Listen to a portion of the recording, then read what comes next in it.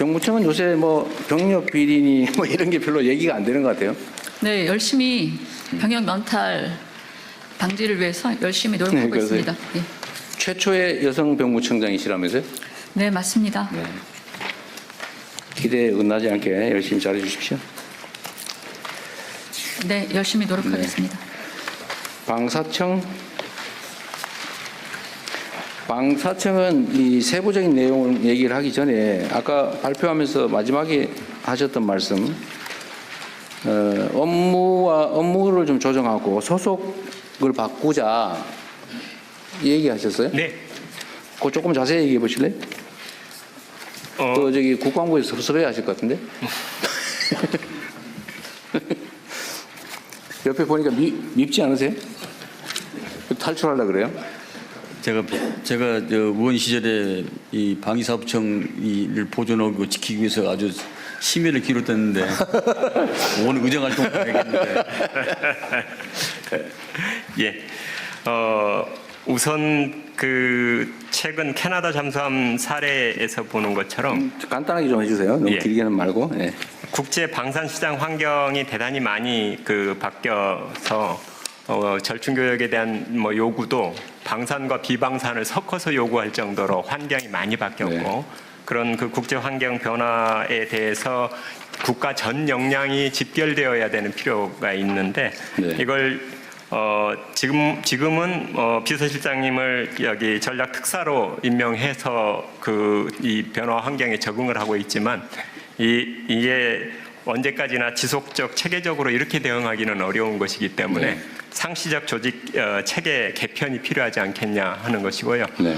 그리고 처음에 방사청 출범은 사실은 획득을 중점적으로 조직이 편성됐는데 이제는 국정과제 자체가 방산 4강에 맞춰질 정도로 큰 패러다임 전환이 있기 때문에 그 패러다임에 맞는 행정 개편이 필요하겠다. 그렇다고 한다면 차제에 여기 차로 승격해서 전 부처에 대한 조정과 역량 결집 뭐 이런 게 하게 했으면 좋겠다는 것이고요. 네. 그리고 이제 이렇게 하는 김에 저희의 업무 그 내용 속에 군 소요에 대한 획득만이 아니고 어제 대통령님께서 소방 그 산불 헬기와 국가연 공동개발 말씀을 하셨는데 그 전 부처에 흩어져 있는 헬기나 함정처럼 전쟁 시 동원 자원이 될 수 있는 그런 그 국가 자원, 국가 방위 자원에 대해서도 통합적인 사업 관리를 할 필요가 있다고 생각되고요. 그런 통합적인 사업 관리를 한다면 국가연과의 공동개발 문제는 자연스럽게 해소되는 문제라고 생각을 합니다. 그래서 기능적으로는 그런 그 전 부처의 획득 그 사업에 대한 통합적 관리라는 측면 그리고 방산 역량을 획기적으로 늘리는 네. 그런 측면에서 말씀드리는 겁니다. 핵심은 이게 국방부 산하의 방위사업청은 무기 조달, 예. 구매, 뭐 조달 이런 예. 것만 주로 했는데 예. 이제는 연구개발 또 협업. 원래 획득 속에는 구매와 연구개발을 다 합쳐서 획득이라고 하고요. 이제 그 방산 수출은 사실은 획득의 파생적 기능처럼 그동안 다뤄져 왔던 게 사실인데 이제는 적어도 이게 균형적인 그 사업이 되었다는 것입니다. 내부 토론 안 해보셨죠? 내부 토론 아직 안 해봤습니다. 제가 뭐 처음 듣는 얘기인데요. 방사청장님 좀 미움받으실 것 같아요. 사실 방위사업청은 획득 예전에 린다김 등 여러 가지 방산 비리 때문에 방위사업청이 2006년도에 출범을 했는데 그때 획득과 R&D 연구개발이 양대 축이었습니다. 근데 R&D 연구개발을 지난 정부에서 국방부로 그걸 가지고 올라간 걸 제가 그걸 막았었거든요. 그러면 이게 방위사업청이 껍데기가 되기 때문에 R&D 연구개발을 가지고 오면은 또 다른 제2의 비리 사건이 터질 수 있다. 그래서 그건 안 된다. 방위사업청에다 놓는 게 맞다. 주축이 획득과 R&D 연구개발입니다. 근데 R&D 연구개발인데 이 분야에 대해서 지금 청장님이 말씀을 하셨기 때문에 한번 여러 가지 한번 토의를 한번 해볼 그러시죠. 필요가 있다 생각합니다. 그러니까요. 뭐 오늘 여기서 결정 날 건 아니고 일종의 제안이니까 한번 고민을 해보는데 지금 이게 이제 방사청이나 국방부 단위에서 처리가 안 돼서 지금 비서실장을 방위산업 특사로 해가지고 지금 대외 무기 거래 분야는 지금 일종의 협의랄까 뭐 이런 걸 하고 있는 중인데 이게 지금 그러니까 국방부의 단독 사업을 하기는 너무 광범위하다 업무가 그런 얘기죠. 예. 광범위한 것도 있지만 사실은 방산 수출과 관련된 기능에 수출 그 정책 지원 또 협력 그리고 한 가지는 이게 방산 수출 정보를 취합하는 것 이런 그 기능을 늘려야 비로소 행정적인 그 지원이 가능할 수 있는데 비서실장 얘기 잠깐 들어볼까요, 그럼? 네, 뭐 지금 이제 예전에 방위산업은 무기를 사고 팔던 요 단순한 관계에서 이제 국제시장이 엄청 많은 비용을 들여서 우리가 무기를 판매하려고 하고 있는데 반대급부로서 경제적 지원이라든지 산업 수출이라든지 이렇게 복합적으로 논의되고 있는 게 사실입니다. 그래서 그런 부분에 여러 가지 환경이 좀 달라지기 때문에 국방부 장관님과도 충분히 좀 논의해서 향후에 좀 고민해 볼 필요가 있다고 생각합니다. 그러니까 저도 이번에 이제 순방을 다니면서 정상들과 얘기를 좀 해보면 사실 방위 분야에 대한 관심들이 상당히 높고 특히 대한민국 무기 체계에 대한 선호도가 엄청 높아요. 대신에 단순 구매는 안 한다. 뭐 대체적으로 당연히 현지 생산해라, 대응 구매해라. 또 주변 국가와의 외교적 관계는 어떻게 되냐. 예를 들면 뭐 사거리 문제는 어떻게 해결할 거냐 등등 매우 복합적이더라고 보니까 만들어 파는 정도가 아니고 하여튼 외교부 그다음에 산업부 왜냐하면 그쪽이 현지 뭐 산업 기술 지원을 해줘야 되기 때문에 하여튼 그런 복합적인 요소가 있긴 한 것 같아요. 그렇습니다. 예. 그래서 하나의 무기 체계를 어떤 부처가 혼자 할 수 있는 시대는 아니고 유관 부처가 시스템으로 유기적으로 이렇게 움직여야 됩니다. 예, 근데 만약에 청장님이 한 생각대로 된다 하더라도 각 정부의 각국에 나가 있는 무관들의 여러 가지 정보 첩보를 그게 집약하지 않으면은 이게 생산할 수가 없는 그런 부분도 있기 때문에 여러 가지 다부처가 같이 해야 될 사항이라고 생각합니다. 논의를 한번 해보십시오. 그러니까 지금 방사청의 업무가 지금 재편돼야 된다고 얘기하시는 거죠. 그렇습니다. 그죠? 예. 그 실제 지금 장관님 말씀에 뭐 깊이 공감하고요. 그 뭐 무관 정보 뭐 이런 것들도 같이 공유해야 된다고 생각을 하는데 중요한 건 제가 청장으로 와서 보니까 방산진흥본부를 만들자고 하는 제안을 했는데 결과가 직원 2명 늘려주는 걸로 끝났습니다. 이런 뭐 방산진흥본부가 왜 필요하냐? 그러니까 그 근본적으로 이 틀 자체를 크게 생각하지 않으면 공무원 증언해달라는 식의 요구처럼 듣습니다. 그런데 이건 그 조직 전체 측면에서의 기능적 보강이고 부처 간의 다부처 간의 협업을 어떻게 끌어내느냐, 그걸 어떻게 조정하느냐 그 차원에서 문제를 봐야 된다는 겁니다. 이 문제는 뭐 이 정도 하고요. 비서실장께서 사실 실제 총괄이니까 나중에 한번 국방부하고 같이 한번 의논을 해보시죠. 네, 알겠습니다. 네. 그리고 이제 세부적인 내용 중에 사람들은 아까 우리 장관님께서 말씀하신 것처럼 무기 조달 그러면 딱 떠오르는 사람 있죠. 무슨 김이라고. 그처럼 부정부패에 노출될 위험이 높죠. 요즘 많이 투명화되긴 했는데. 네. 이 문제에 대해서 부정부패 문제나 불공정 문제에 대한 대응책이랄까? 뭐 이런 거는 지금 언급이 잘 안 되고 있는 것 같은데 어떠세요? 사실은 방산 비리 그러면 예전에는 상층 부패였습니다. 네. 부패의 수준이 적어도 장관급 이상의 부패. 지금은 하급 공무원의 부패 수준 정도이지 적어도 그 고위 공무원 수준의 부패는 거의 없다고 보면 그래요? 예, 됩니다. 예. 체계적으로 많이 개선이 예. 됐다. 오히려 저희 청에 검찰 쪽에 파견도 있고 감사관도 있고 이렇게 중층적으로 보고 있습니다. 이게 사실 옛날도 아닌데 얼마 전까지 그 무슨 구조함을 만들었는데 소나가 없는 구조함 만들었다. 그거 아세요? 그런 얘기도 안 있었고. 16년 됐습니다. 아, 10년 됐어요? 예. 그 다음에 헬기 개발을 했는데 헬기가 갔다 오니 뭐 이게 주행거리라고 그럽니까? 이게 비행거리? 이게 너무 예. 짧아가지고 전투를 할 수가 없다고. 갔다가 되돌아올 수가 없다고. 그런, 그때 옛날 그런 헬기도 모르세요? 지금은 오히려 절차가 굉장히 엄격하다 보니까 네. 그 엄격한 절차 때문에 사업이 장기화되는 게 거꾸로 아, 그게 문제입니다. 문제. 예. 요즘은 어쨌든 이게 뭐 날지 못하는 비행기라든지 이런 건 없나 봐요. 지금은 그런 없습니다. 제가 그 제도 개선 사항으로 사업 타당성 조사 관련한 네. 면제 기준을 좀 상향해야 된다는 걸 그 제도 개선 사항으로 여러 번 말씀 네. 드리는데요. 여기 사업 이제 사타라고 줄이는데요.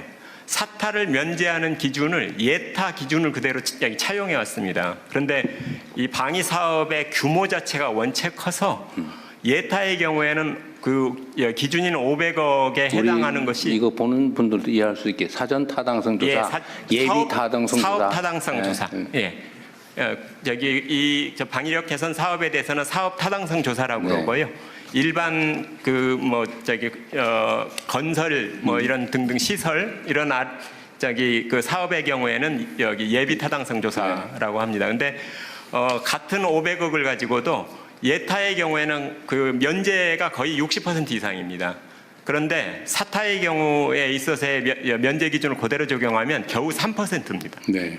그러니까 이제 너무 이거에 의해서도 굉장히 그 사업이 많이 지체되고 있는 하여튼 현실입니다. 저기 조달 관련된 무기 획득 절차와 시간이 너무 복잡하고 길다는 얘기는 있긴 해요. 예. 이미 요즘은 과학기술 발전 속도가 너무 빠른데 그 이제 승인 날 때쯤 되면 이미 구기종 되어버리는 예. 그런 문제도 좀 개선책을 만들어야 될 것 같습니다. 알겠습니다. 어쨌든 아까 무기산업 관련해서는 어쨌든 국내 기업들, 중소기업들, 네. 벤처기업이나 스타트업들에게 기회를 많이 주자라는 예. 거는 좀 각별히 신경 써주시고요. 예. 어쨌든 뭐 많이 없어졌다고는 하지만 여전히 국민들 사이에는 이런 의심이 있기 때문에 부패와 불공정 문제가 제기되지 않도록 엄격하게 잘 관리하시기 바랍니다. 알겠습니다.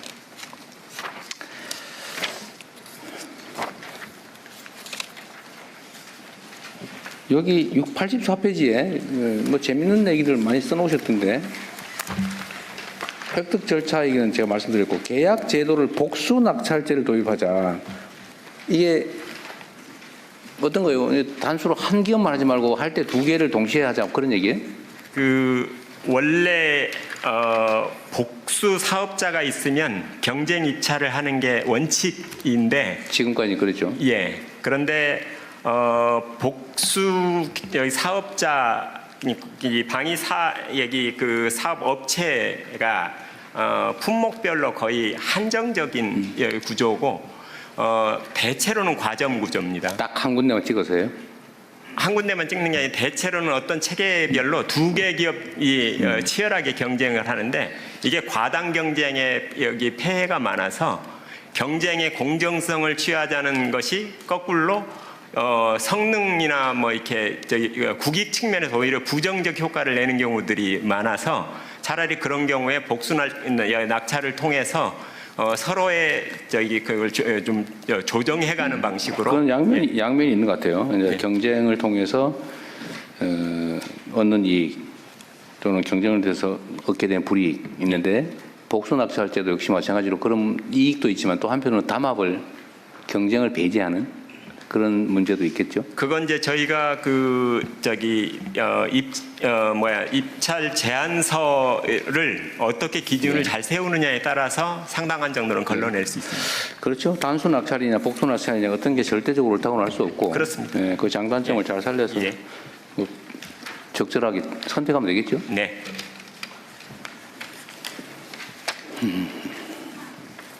정부에서 신무기, 신기술 많이 써주면 수출에 도움이 되겠다는 네. 주장도 있으니까 예. 그것도 잘 기회를 많이 만들어 주십시오. 예.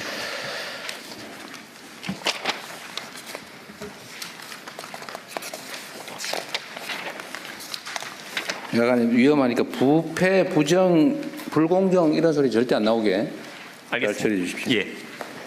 국방과학연구소는 소장님이 계신가요 지금? 네, 국방과학연구소장 네, 네, 이건원입니다.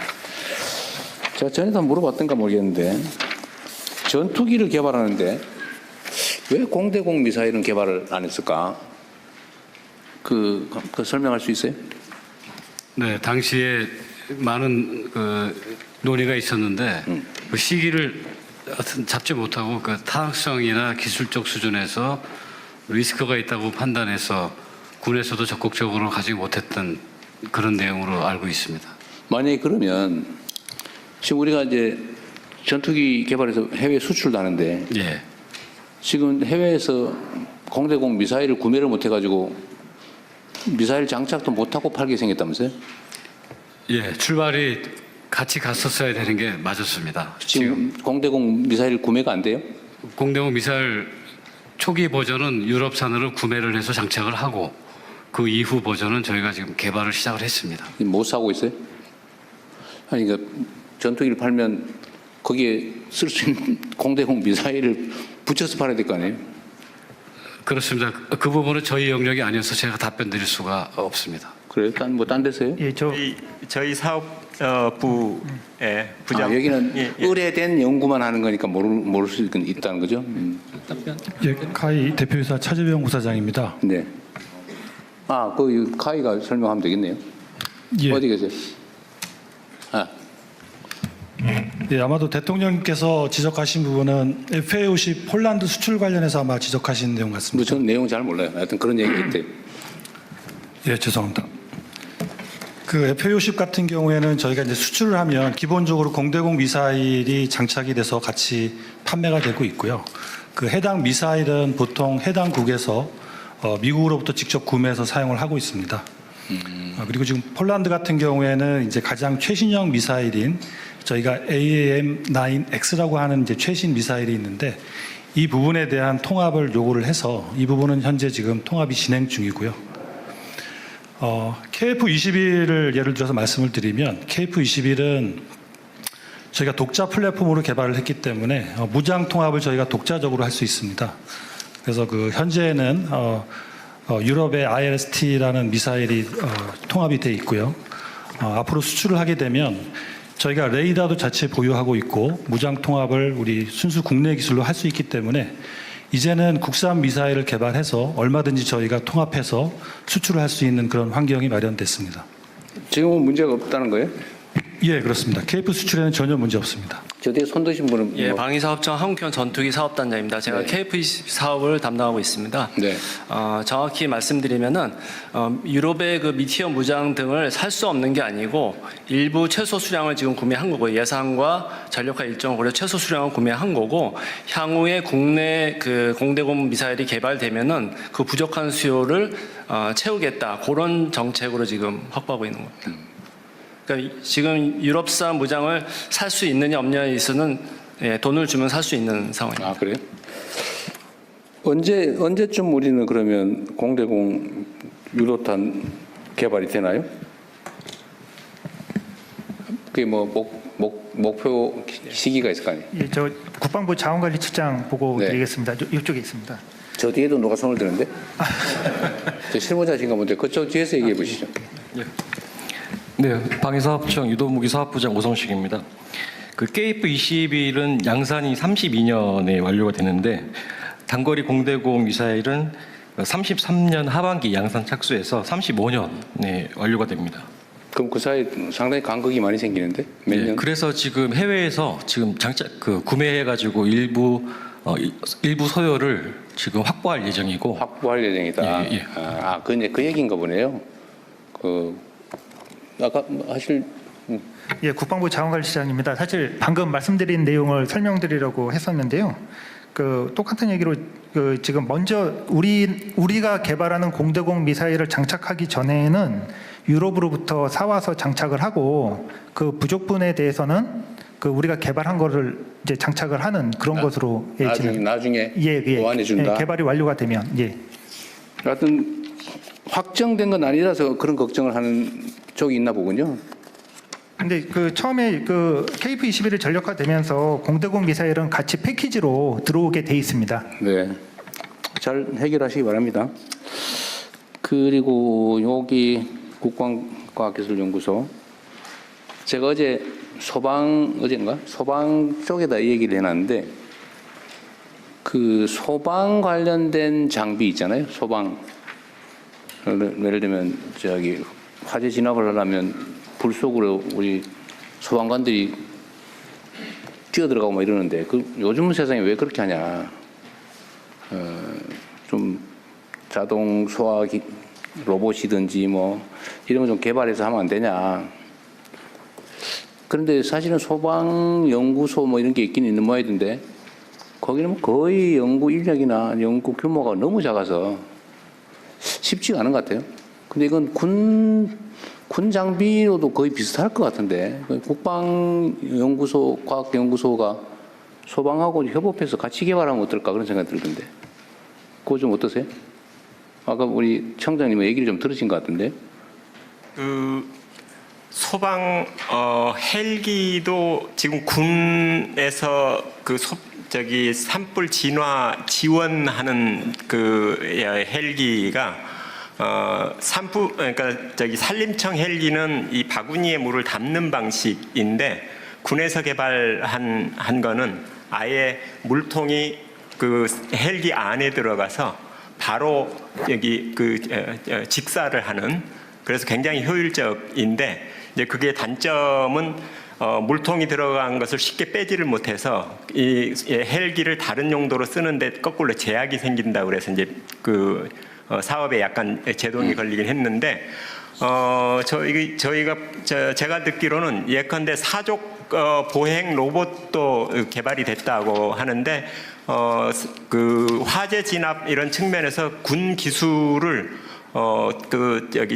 같이 쓸 수 있는 그런 영역들이 꽤 있을 것 같습니다. 약간만 변형하면 같이 쓸 수 있을 텐데. 국방부 자원관리실장 보고 드리겠습니다. 예, 아까 전에 예. 실제로 그러한 부분에 대해서 그 국방과학연구소하고 그 소방청 내에 있는 국립소방연구원하고 지금 기술적 의견을 지속적으로 교환을 하고 있고요. 그 두 기관 간의 그 기술 협의체를 구성을 했습니다. 그래서 국방과학연구소에서 이걸 소방에 쓸 수 있다는 기술 과제들 가지고 있는 것과 개발하고 있는 것을 지속적으로 정보를 공유하고 있고, 실제로 그 국방소방연구원에서 필요하다고 한다면 그거를 같이 협업을 할 수 있는 구조는 돼 있는데, 이게 이제 그 9월부터 좀 본격적으로 시작을 했기 때문에 그 좀 더 그 속도감 있게 진행을 하도록 하겠습니다. 네.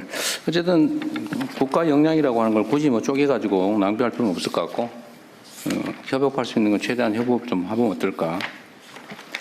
저는 그래서 사실은 연구소도 그냥 물리적으로 합쳐가지고 한 부서로 운영하면 어떨까 싶은 생각 들더라고요. 뭐 쉽지 않겠죠. 똑같은 청인데. 하여튼 뭐 검토를 한번 해봐 주세요. 좀 효율적으로 할 수 있게. 대통령님, 여기 국방기술보호국장입니다. 네. 일단 대통령께서 지시를 하셔가지고 소방청하고 저희 방사청, 국방부, ADD가 그 현장에 있는 소방관 어디 있어요? 여기 있습니다. 예, 연구원들이 모여가지고 그동안 국방 쪽에서 개발된 기술 중에 그 소방청에서 사용할 수 있는 기술들을 한번 시연을 했습니다. 네. 그래서 일단 여러 개 기술 중에 10개를 그 업체 주관으로 한번 시연을 했고요. 네. 그 중에 이제 4개가 선정이 돼서 2개 같은 경우는 즉시 구매를 통해서 활용할 수 있다고 식별이 되었고, 2가지 과제에 대해서는 좀 더 소방 쪽에 적합화시키게 개선이 필요하다고 해서요. 네. 내년도 예산이 태워져서 같이 개발할 수 있는 상황이 되었습니다. 네. 알겠습니다. 아까 뭐 얘기하시려고 그랬었어요? 아니 아까 그 대통령님 말씀하신 그 미사일 구매에 관한 답변을 드리려고 네. 했는데 다 답변이 다 돼서, 했어요? 예. 네. 자, 그리고 국방기술품질원은 여기 네, 국방부실 품질원 원장 신상범입니다. 여기는 뭐 품질을 관리하는데요? 네, 그렇습니다. 이미 납품된 무기나 장비들을 체크해 보는 거예요? 납품이 되기 전에 사용자 요구사항이 충분한 성능을 발휘하는지 품질을 보증하는 기관입니다. 알겠습니다. 국방기술진흥연구소는 부설로 있는데 이거는 ADD 국방과학기술연구소하고 어떤 관계예요? 네, 국방기술진흥연구소장 손재웅입니다. 네. 국방과학연구소는 주로 무기 체계를 개발하고 핵심 기술을 개발하는 임무를 수행하고 있고요. 네.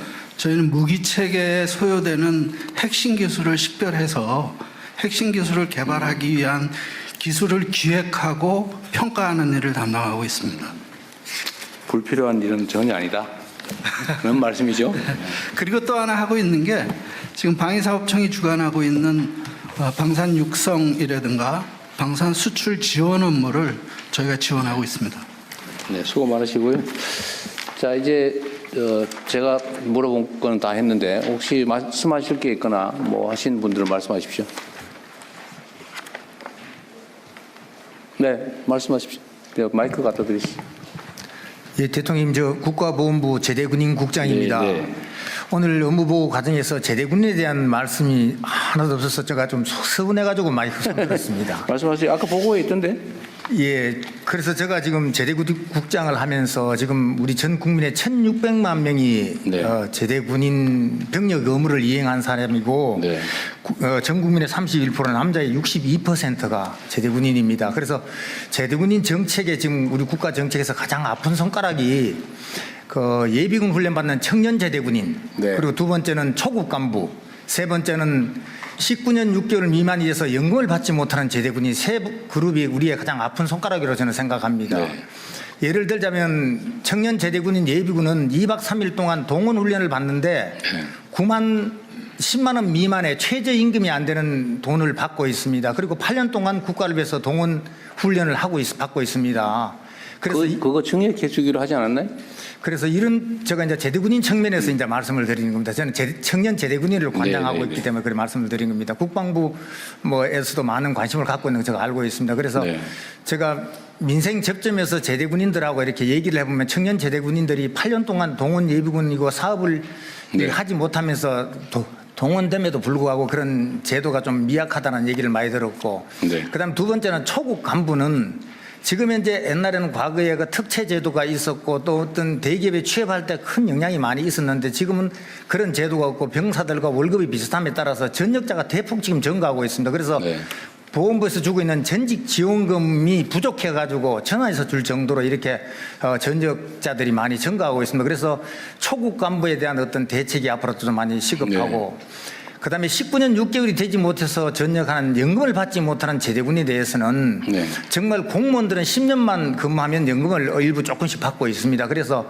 이것도 앞으로 예비군 훈련을 8년 받으면 가산점을 좀 준다든가 연도를 산정해서 이런 병력 혜택 연금을 받는 기간을 산정한다든가 하는 그런 국가 정책이 조금 더 나와야 이게 19년 3개월 하고 나오면 연금을 못 받습니다. 그럼 이건 중산층으로 떨어지는 그런 경향이 있고 나이도 젊은데 어떻게 살아갈까 막연한 것이 많이 있습니다. 그 대통령께서 제대군인에 대한 어떤 이런 관심과 정책을 좀 많이 이렇게 해주시면 정말 감사하겠습니다. 오늘 이런 말을 할 수 있는 기회를 주셔서 감사합니다. 앞으로 열심히 하겠습니다. 감사합니다, 대통령.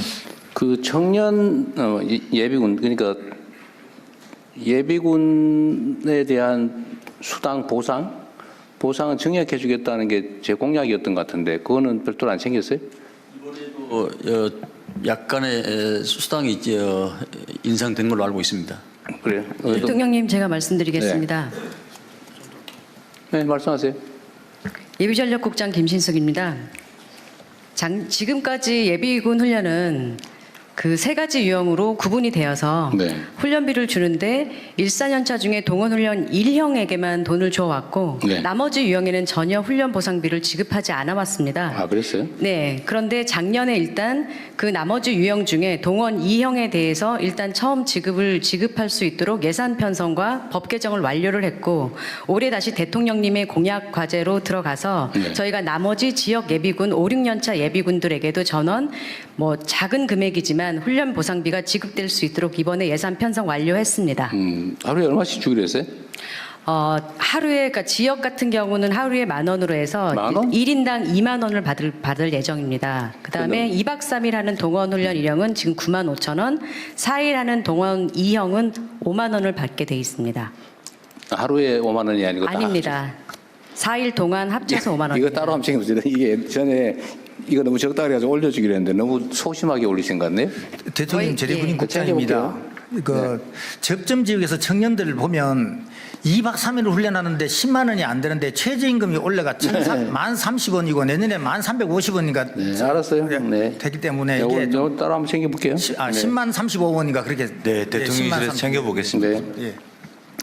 연금을 못 받는 군인이 있다. 20년이 안 돼가지고. 19년 6개월 이상 왜 돼 연금을 19년 6개월 한 넉 달 더 있다 나오지 왜 미리 나왔을까요? 그 전역을 강제 전역을 당해서 그렇습니까? 아니면 진급을 못 하거나 또는 계급 정년에 예, 대해서? 계급 정년도 있고 하기 때문에 그게 안 돼서 나오는 친구들이 많이 있습니다. 그래서 이것도 한번 고무적으로 한번 생각해 볼 필요가 있다고 생각합니다. 대통령님, 그 네. 인사복지실장입니다. 네. 연금을 담당하고 있습니다. 이제 제대군인 국장님 말씀을 하셨는데 실질적으로 19년 6개월 돼서 연금을 못 받은 분이 현재로서는 거의 없습니다. 왜냐하면 소련 같은 경우가 그 대상이 됩니다. 그렇게 되면 19년 6개월이 되면 지금 약간 복무기간을 연장을 해서 20년이 될 수 있도록 그 제도가 마련되어 있습니다. 해주고 네, 있어요? 그렇습니다. 그렇기 때문에 거기에 대해서는 어느 정도 보완이 됐고요. 실질적으로 보면 상사 같은 경우도 실질적으로는 다 받을 수 있습니다. 그렇기 때문에 저런 문제점은 없는데 아까 저런 사례는 실제로는 없다. 네, 거의 없습니다. 네. 그 소수는 있다 하더라도 아주 작습니다. 네. 그런 것 극히 예외적인 경우다. 그러니까 나름 그런 문제에 대한 보완책은 만들어놨다는 얘기군요. 그렇습니다. 그 여기는 그러면 이제 저분은 이렇게 얘기할 것 같아요. 19년 6개월 아니고 19년 1개월 된 경우도 있다. 할 것 같아요. 그런 경우는 그런 경우는 제가 좀 살펴봐야겠습니다. 그것은 자신 없습니다. 진짜 살펴봅시다. 네, 알겠습니다. 이게 아마 계급 정년 때문에 생기는 문제 같아요. 어쩔 수 없이 강제로 전역을 당하니까. 대통령님 그 미국 같은 경우에는 요건 여기까지만 하면 좋을 것 같은데. 죄송합니다. 그럼 요건 여기까지 하고. 예. 네. 자, 그것도 그런 사례가 있는지 한번 검토해 보자는 거니까 한번 해보고 얘기합시다. 네, 알겠습니다. 한번 챙겨보세요.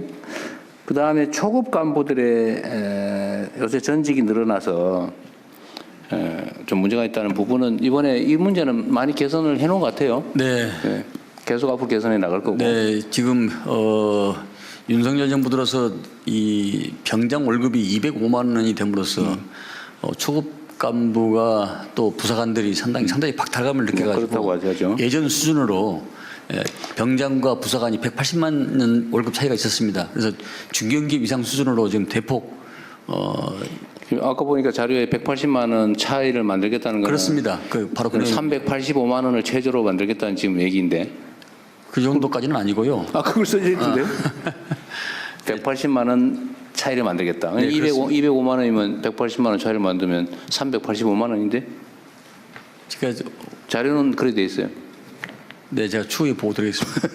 이게 봉급 기준이 아니라 이제 수당하고 다 합치면 결과적으로 풀하면 그 정도 될 수 있다는 취지고요. 수당, 봉급 네. 자체는 이제 이전보다는 획기적으로 좀 올리는 게. 네네. 어떤 초급 간부의 처우 개선 문제는 국방부에서도 생기고 있고 저도 네. 관심 사안이니까 조금만 더 상황을 지켜보시죠.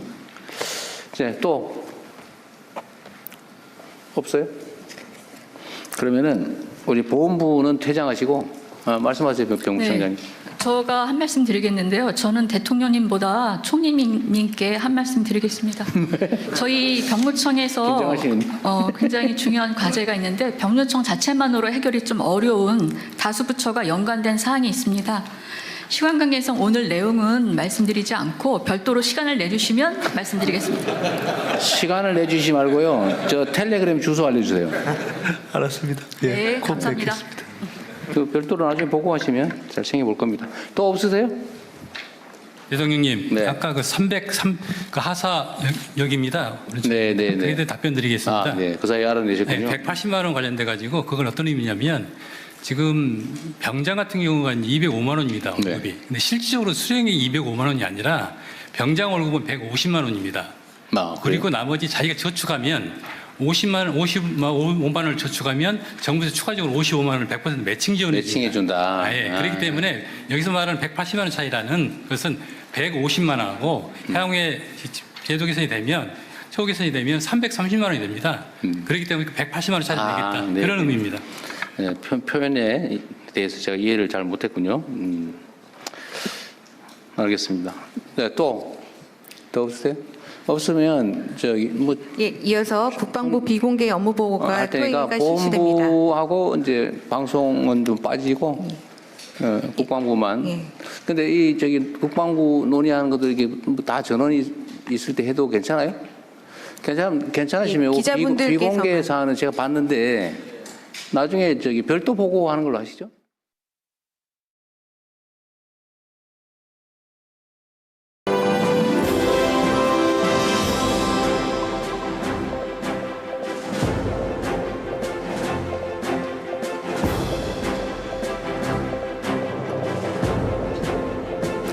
먼저 국민의 의례가 있겠습니다.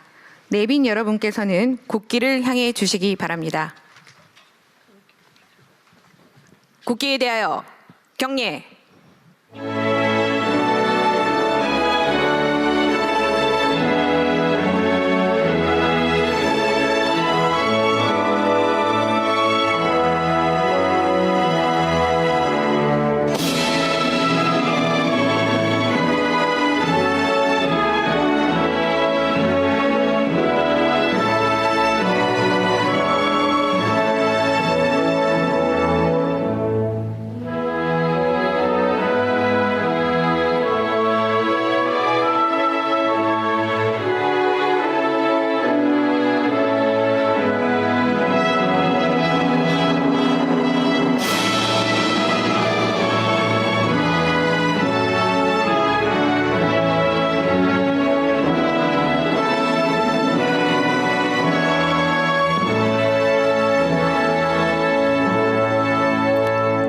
바로 모두 자리에 앉아 주시기 바랍니다.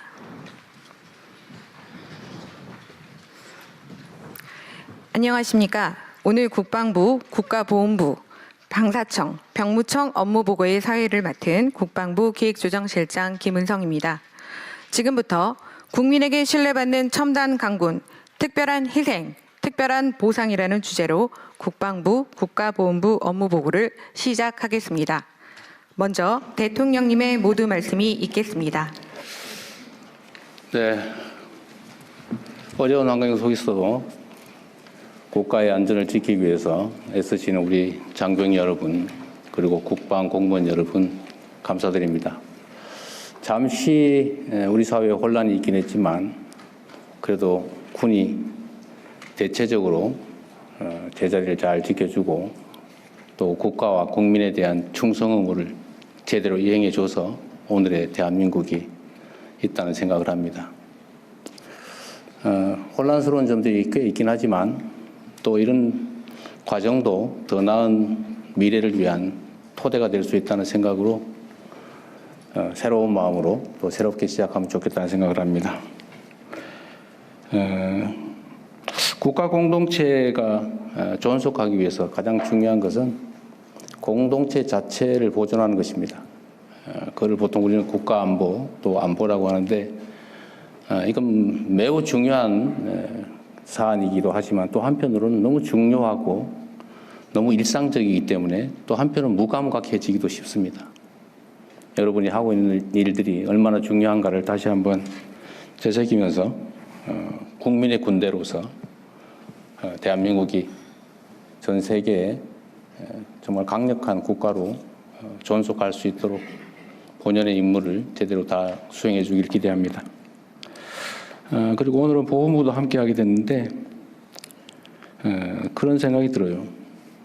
대한민국 정부 수립 이래 많은 시간이 지났지만 우리가 과연 공동체를 지키기 위해서 특별한 희생을 치른 우리 구성원들 또는 그 후손들, 가족들에 대해서 상응하는 보상을 하고 있느냐라는 점을 되새겨 보면 실제로는 그러지 못하다는 결론에 이르게 됩니다.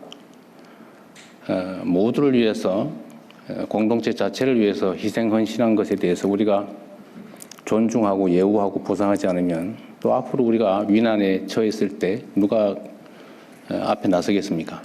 그래서 특별한 희생을 치른 우리 구성원들에게 특별한 보상을 함으로써 우리 공동체가 그 구성원들의 그 각별한 희생을 잊지 않았다는 것을 언제나 보여주고 또 증명해야 된다고 생각합니다. 보건도 매우 중요한 국가 사무라는 점을 생각해서 최선을 다해 주시길 바라고, 또 우리가 이 업무 보고 하다 보면 전 국민이 지켜보고 있다 보니까 스트레스도 꽤 많을 텐데 스트레스 받지 마시고 그냥 있는 대로 편하게 제대로 보고하면 됩니다. 모를 수 있어요. 내가 수없이 강조하지만 모를 수 있습니다. 그거 어떻게 다 알겠어요? 모르는 게 자랑은 아니지만 뭐 그렇게 비난받은 일도 아닙니다.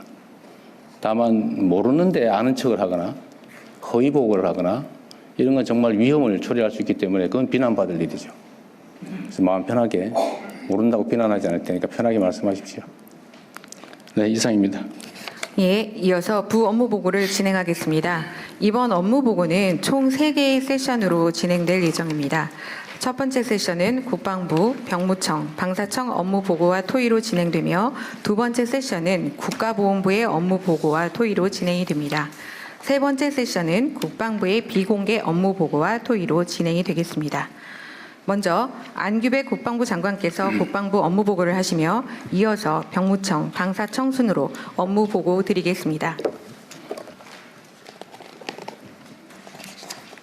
네, 국방부 장관 업무 보고 드리겠습니다.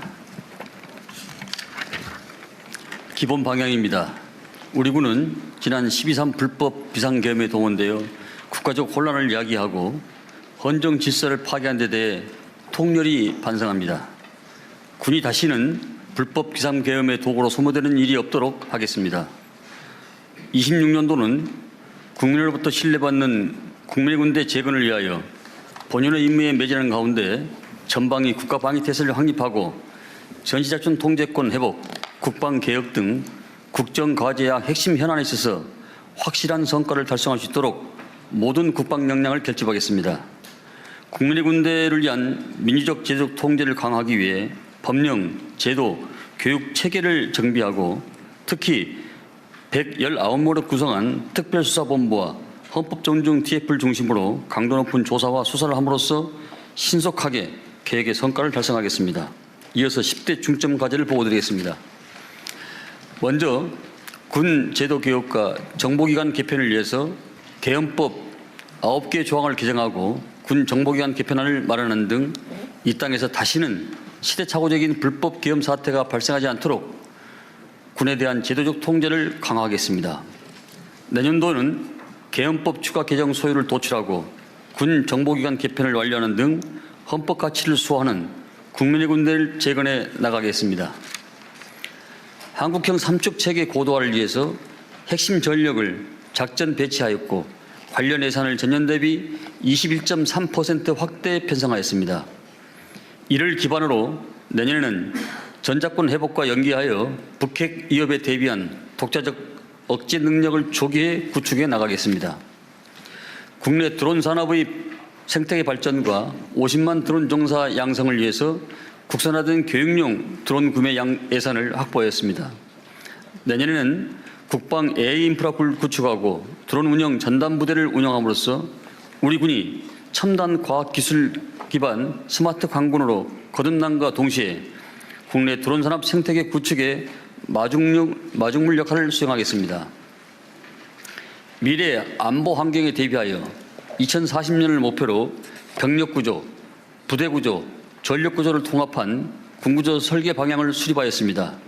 내년에는 군구조 개편안을 구체화하여 국방개혁 기본계획을 국민과 대통령님께 보고드리고 병력 절감형 군으로 전환 기반을 마련하겠습니다.